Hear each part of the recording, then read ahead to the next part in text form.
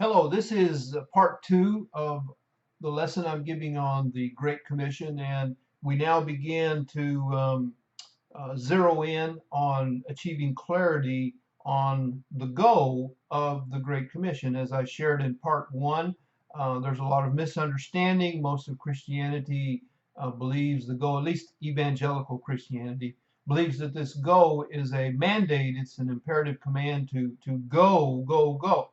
All right. And so, as I shared, this is all many church members ever hear and have ever heard, but at the same time, I think many are not really comfortable with this. There's a sense that something's not fitting here, and so we're dealing with this now. Want to start by here's the main heading: getting clarity on the go, the language aspect. So we'll deal with that just a little bit. And I'll begin this way. Evangelical Christianity makes the go an imperative command. Go is thought to be a call, and preachers use it this way. It is a call to evangelism activity. Now, as a rule, those who say this, and I'm not trying to be, I'm just trying to be honest, I'm not trying to be down on anyone, but as a rule, this is my observation, those who say they believe this, that we need to go, they really don't believe it. You say, well, how can you say that, Jeff? Uh, because people don't do it. Those who say I believe this, we got to go, they really don't believe what they say, as evidenced by the fact they don't act on it. Somehow, and this is interesting, somehow the goal is always for the other guy. And I talked about in lesson one, some people look and they think, well, the preacher is always saying go, go, go, but people wonder, but why, if he believes this, why doesn't he go himself? And it may be that the preacher really doesn't believe what he tells others to do. But somehow the go ends up being for the other guy. Now, preachers use biblical language as support for this idea of going and going. By the way, I'll let you in on a little secret of the ministry. Most preachers don't know much more about biblical languages than any other church member. All right, they may know a few things, but not much more. But preachers are able to say they use language as support, biblical language, and a preacher is able to say the Greek means this or the Greek means that, and so most church members really aren't in a position to question what the preacher says. But still, there's that sense there are things that just aren't, they just don't fit together. Now, if you have that sense, you're on the right track and you need to pursue that, which is part of what we're doing in this lesson. Do church members really believe the go? We got to go. No, they really don't. And I'll share with you a story. A friend of mine, we were traveling to, he was a fellow pastor. We were traveling one year back and forth to seminary. And so we had a lot of discussion. Well, one day he came out of seminary and he was kind of fuming about some things that the teacher had taught concerning his evangelism responsibilities. And it had to do with others depending on him, their eternal destiny, depending on his faithfulness to reach them with the gospel. This is evangelical terminology. And I remember as I listened to him, I started asking him some questions. Well, I asked him, do you sleep well at night? He said, well, yeah, I sleep pretty well most of the time. And I said, well, it seems to me that if you really believe that others depend on their eternal destiny, depends on you to reach them with the gospel of Jesus Christ, it seems to me that you'd never have a good night's rest. It seems to me that you'd be out preaching on the street corners and handing out salvation tracts. And the reason that you wouldn't have any rest is, well, what if you missed somebody who God had assigned to you to reach them? And what if you missed them and they died and went to hell, never having had an opportunity to be saved? Now that's a whole nother discussion, but what I just said can't happen. Nobody can stumble into hell ignorantly, never having had opportunity to trust Jesus Christ for salvation. But again, another discussion. But as I laid that out to him, oh, he got really quiet for several miles. I was driving. But to his credit, finally he lifted his head back up.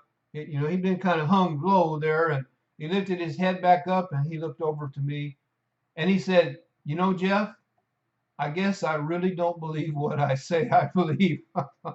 Well, you know what? My friend was not unique. I think there are many of God's children who really don't believe what they say they believe. Now, in verses 19 and 20 that we read, let me read these again. Let me go back to verse 18 of Matthew chapter 28. And Jesus came and spoke to them. We have established this was the 11 disciples, the 11 apostles, constituted the Lord's church at that time. He spoke to them specifically, but also representatively, representing every subsequent scriptural church. Jesus spoke to them, saying, all authority has been given to me in heaven and on earth. Go therefore and make disciples of all the nations, baptizing them. I called your attention to that. Who's them? The disciples you've made. Baptizing them in the name of the Father and of the Son and of the Holy Spirit, teaching them to observe all things that I have commanded you. And lo, I am with you always, even to the end of the age. So we discussed some things here in our previous study. Now, from a language standpoint, we're talking some here about biblical language. In verses 19 and 20, this Great Commission, there is a single verb, one verb. Mathe tu sate is the verb, and it is what I have in the New King James correctly translates as make disciples. Okay, KJV, teach all nations, but disciple or make disciples of all nations. This is the single verb. It is in the imperative mode. And so the single verb in the imperative mode is the main thing. And what we want to be certain of is that we keep the main thing the main thing. What am I saying? Well, one thing I'm saying is the go is not the main thing. Keep the verb, mate tu sate, make disciples, that's the main thing. So let's keep the main thing the main thing. And then baptizing and teaching are participles. They're not verbs. They are participles. And I know I'm getting a little technical, but hang with me. They are participles, and thus they are coordinate with and they are subordinate to the main verb, the action of the main verb. So they're kind of describing, how the main verb is carried out. All right, so enough of this language technicality, right? Now we come to, and this is the next heading of our study. I'm calling it the often neglected evidence. Let me begin by saying language obviously is an important tool. Study of biblical language, word studies can be helpful, can be clarifying. However, language studies must harmonize with or must square with theology. Language, when it comes down to a matter of language and plain Bible teaching and theology, language must always take a back seat to theology. Now, I want to be very careful here and understand. One does not need to be a Greek scholar to understand, to study and understand the Bible. I'm going to just be upfront with you. I am not a Greek scholar. Now, I know a few things, but at a very rudimentary level. I'm not a Greek scholar. One does not have to be a biblical language scholar in order to study and understand the Bible. What has to happen? What are prerequisites? One must be willing to do the work of study, and perhaps I should back up. One needs to be saved and obedient to the Lord, okay? Obedient to the information he or she has. But then also willing to do the work of study, willing to reason, take time, put things together and reason them through to logical, supportable conclusions, and then obviously to be intellectually honest. Maybe I should add willing to change what one believes whenever the Bible clearly shows him or her that former beliefs have not been squared up with the Bible. Many people are not willing. Some are not willing to be taught. Some are not willing to change. Reminds me of a woman one time whose church was seeking a pastor, and she said to someone, "Well, we're looking for a man who will teach us what we know." Now, I knew her and I understood, I knew the church, and I understood what she meant, that they were looking for a man to come in who would not challenge them with anything different than what they had always heard and what they believed. So we're looking for someone just to teach us what we know, let us be comfortable, and they found what they were looking for. All right, let's take this study now out of the realm of language. That's where we get clarity. We don't get clarity so much with the language, but we're going to see the evidence and the theology clarifies the language. Jesus gave these instructions to his church while they were in Galilee. Now, this was after his resurrection and just prior to his ascension. A few days after Jesus gave this commission to his church and all subsequent scriptural churches, a few days later, he and the disciples were back in Jerusalem. Now, what did he say? He said some important things to them, many important things when back in Jerusalem, but we're concerned with something that Jesus said in Acts chapter 1, verses 4 and 5. Now, there's some information also in Luke chapter 24 and verse 29. Pretty much the same thing what we're going to read in Acts. So, Acts chapter 1, verses 4 and 5. Jesus and his disciples have left Galilee and they've come back to Jerusalem. So, let's see. Where am I at here? Verses 4 and 5. How did I miss this? Hold on with me just a little bit. Why can I not see what I want to see? Because I'm in Mark. How about that? First mistake I ever made. I'm looking for that and I'm not seeing what I need to see. And no wonder I'm in the wrong spot in my Bible. Here we go. Acts. That's better. Acts chapter 1, verses 4 and 5. If you, well, you know now that Jeff Barker is very imperfect. Right now, I guess that's a good thing to know. Okay, so we have our setting, Acts 1, 4. And being assembled together with them. Who's them? It is the apostles. You go back to verse 2, the apostles. Being assembled together with them. The apostles, his church, right? His assembly. He commanded them, now that's strong wording, he commanded them not to depart from Jerusalem, but to do what? To wait for the promise of the Father, which he said, you have heard from me. Obviously referencing the coming Comforter, who was given to local churches to assist them in carrying out this work of the Great Commission. All right, so wait for the promise of the Father. Those are clear instructions. For John truly baptized with water, this is verse 5, but you all shall be baptized with the Holy Spirit not many days from now. Regarding the baptism of the Holy Spirit, let me just say there is no such thing. The Holy Spirit, what I mean, the Holy Spirit you don't find in the New Testament. The Holy Spirit never baptized anyone. Rather, as per John's prophecy, John the Baptist, Jesus baptized his church with the Holy Spirit or in the Holy Spirit.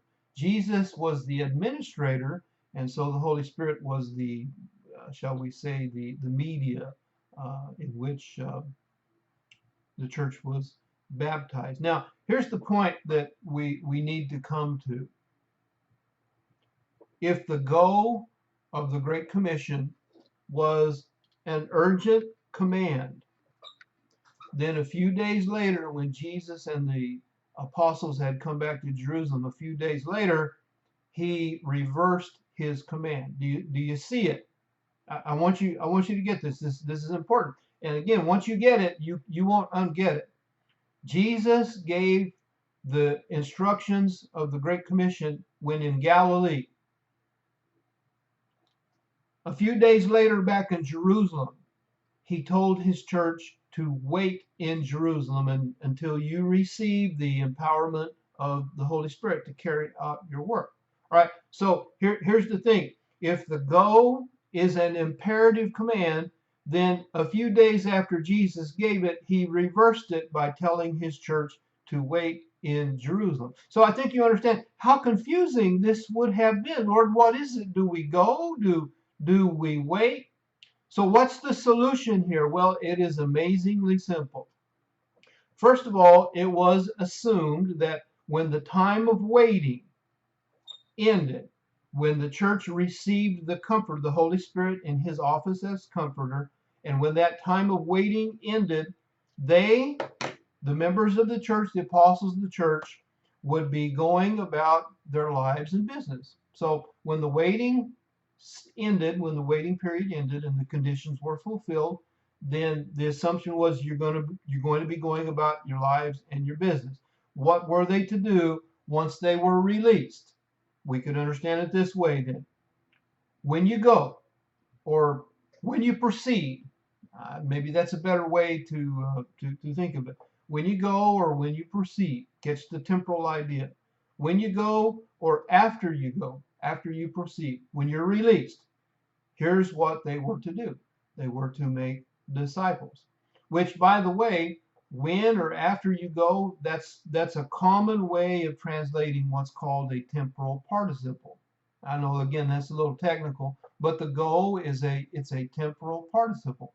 When or after you go, and it's also point action, right? So when or after you go. So what I'm saying, and here's what we come down to, the evidence, the biblical evidence clarifies the language, not the other way around. Let me add to this as well without going on too long. If the goal was so urgent, Matthew he could have used some different wording that made that goal stronger, all right?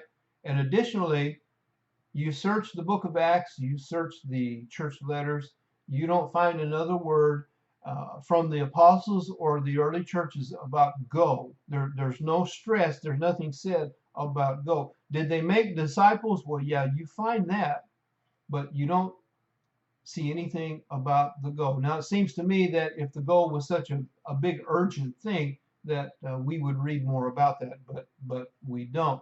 But when you go, when you're released, when the conditions of your waiting are fulfilled, then it's assumed you're going to go. When you go, after you go, as you proceed, then you are to make disciples. So again, the language or the theology, the evidence clarifies the language. It makes perfect sense. It's simple. Everything fits together, and we don't have to force anything. And we don't have to say the Greek means this or the Greek means that. No, the evidence is plain. So again, you've seen it, and let's be honest. And I understand that I've shared some things that are not orthodox by evangelical Christian standards, but we want to rest our case on the authority of the Bible. The Bible is our source of final authority. So when you go, after you go, what's a church to do? What's the main thing? And again, let's keep the main thing the main thing.